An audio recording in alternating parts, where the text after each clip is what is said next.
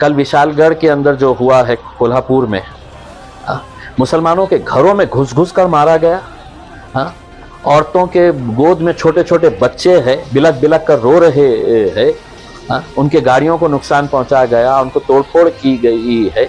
कोई आवाज उठाने के लिए तैयार नहीं है।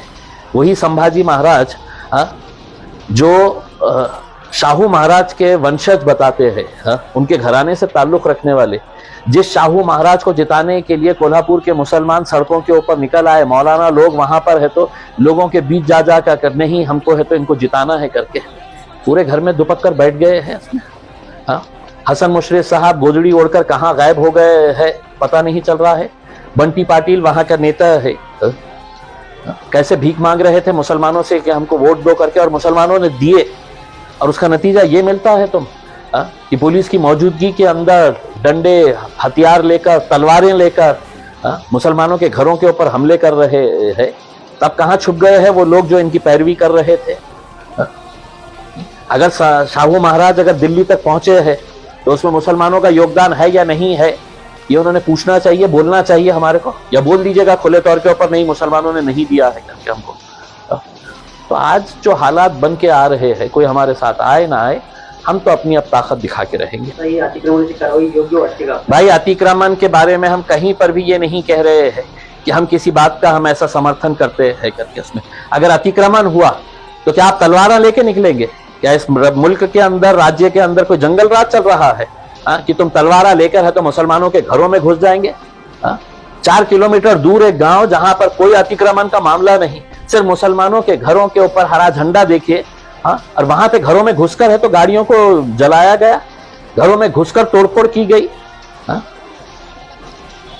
क्या ये इस तरह का राज चलने वाला है? तो हमको भी बता दीजिएगा कि साहब अब जिसके हाथ में लाठी रहेगी भैंस उसकी रहेगी करके। तो हम भी कोई कमजोर नहीं है, हम भी लाठी उठाने के लिए तैयार है अगर आप हमको मजबूर करना चाहते हैं तो। अगर पुलिस की मौजूदगी के अंदर ये गुंडा राज चल रहा है तो आप हमसे क्या उम्मीद करते बैठे हुए हैं कि हमने हाथ पे हाथ धरे बैठे रहना और देखते रहना चाहिए? हाँ हमारी बहन के ऊपर हमारे घर में है तो उनके घर में घुसकर है तो हमला किया है। बाकी हिजड़ों की तरह नहीं है हम भी है तो सरकार को, हुकूमत को, पुलिस को ये साफ तरीके से बताना चाह रहे हैं। अगर आप चाहते हैं कि हथियार हमने भी उठाना चाहिए करके तो हमारे में भी उतनी ताकत है, हम उठा सकते हैं। देखिए मैं असद साहब का एक शागिर्द हूं मैं, तो यही असद साहब की बदौलत मुझे इस शहर का प्रतिनिधित्व करने का आमदार की हैसियत से मौका मिला। फिर मैं खासदार बना उन्हीं की वजह से। आज अगर उन्हें मुझे कोई हुक्म देते हैं कि तुम्हें इलेक्शन नहीं लड़ना चाहिए, तुमने लड़ाना चाहिए करके, तो मैं वो काम करूंगा। अगर उन्हें मुझसे कहते हैं कि जाओ तुम ये कॉन्स्टिट्यूएंसी के अंदर जाके लड़ो, मैं वो काम करूंगा उसके अंदर। क्योंकि मेरे एक जिन्होंने मुझे यहाँ तक इस मुकाम तक पहुंचाया, मैं उनकी इज्जत करता हूँ, उनके हुक्म का पालन करेंगे। आपल्या झालेल्या बैठकीमध्ये किती ठिकाणी आपण लढणार आहात ते ठरलेलं आहे? ये कुछ नहीं ठहरा है, हमने पूरे जिलों की मीटिंग लिए थे और ख्वाहिश तो बहुत सारे लोग रखते हैं उसमें। हमको ये भी समझ में आया कि कहीं सारे जिले के अंदर है तो बॉडीज जो है वो अचानक एकदम एक्टिव हो गई है, वो इलेक्शन लड़ना चाह रहे हैं करके। तो अचानक जो एक्टिव हो गए हैं उनको बोलेंगे कि अभी आपको और 5 साल मेहनत करना पड़ेगा। जो 5 साल से मेहनत कर रहे हैं उनको हम बिल्कुल कंसिडर करेंगे उसमें। वहाँ पे अच्छे कैंडिडेट्स अगर आएंगे और कोई भी जाति धर्म मजहब का हो, अच्छा कैंडिडेट अगर रहेगा तो हम बिल्कुल उतारेंगे मजलिस की तरफ से। देखिए मेरी तो ये है कि मैं खुद जाना वहाँ पर चाहता हूँ, लेकिन अभी मैं ये देखना चाहता हूँ कि जिन पार्टियों को इख्तिदार में लाने के लिए जिन मुसलमानों ने रास्ते के ऊपर खड़े रहे थे कि नहीं हमको उद्धव ठाकरे को जिताना है, तो उद्धव ठाकरे के मुंह से क्या निकलता है इन मुसलमानों के लिए, शरद पवार साहब के मुंह से क्या निकलता है, कांग्रेस के मुंह से क्या निकलता है, उनके नेता वहां पर जाते हैं या नहीं जाते हैं करके। और सबसे बड़ा वो मौलाना लोग जो इनकी पैरवी कर रहे थे, वो मौलाना सड़क के ऊपर आएंगे या नहीं आएंगे?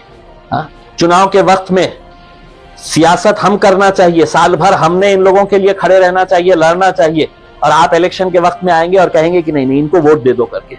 अब ये पूरे मौलानाओं की जिम्मेदारी है कोल्हापुर के कि जाना और उस शाहू महाराज से सवाल करना कि तुम्हारे को लोग दिल्ली तक हमने पहुंचाया है और बदले में हमारे को हमारे घरों में घुसकर तुम मार रहे हैं।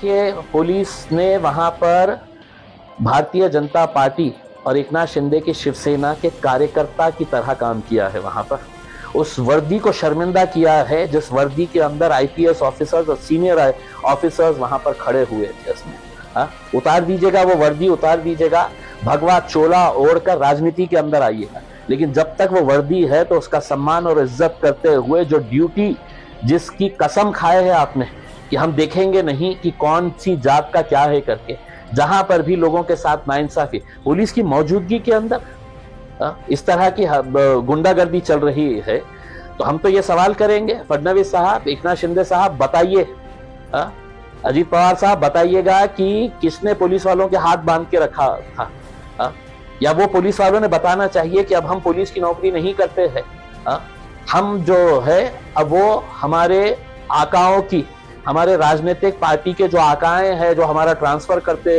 हैं उनको खुश करने के लिए हम काम करते हैं। हम अपनी वर्दी का एहतराम नहीं करते हैं, हम अपनी वर्दी के हिसाब से काम नहीं करते हैं। जलगांव शहर में एक नया चैरिटी हॉस्पिटल शुरू हुआ है जिसका नाम है अहमद सर पब्लिक क्लिनिक।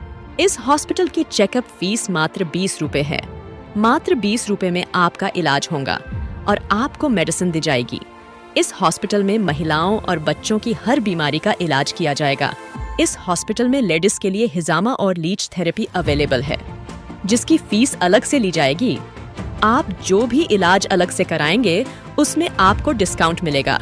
आप सबसे गुजारिश है कि आप एक बार इस हॉस्पिटल में विजिट करें और ये हॉस्पिटल शुरू किया गया कम फीस में तो सभी लेडीज और बच्चे इसका फायदा उठाए। एड्रेस कुर्तुबा क्लासेस के सामने, मेहरून, जलगांव। टाइमिंग सुबह 10 बजे से दोपहर के 1:30 बजे तक और शाम में 6 बजे से रात के 10 बजे तक। तो दोस्तों, ये न्यूज़ चैनल हर वक्त आपकी आवाज़ को अपनी आवाज़ बनाएगा और हर खबर को सच के साथ आपके पास पहुंचाता रहेगा।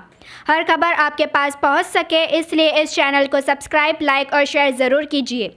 फिर मुलाकात होंगी सच के साथ आपके पास नई खबर के साथ।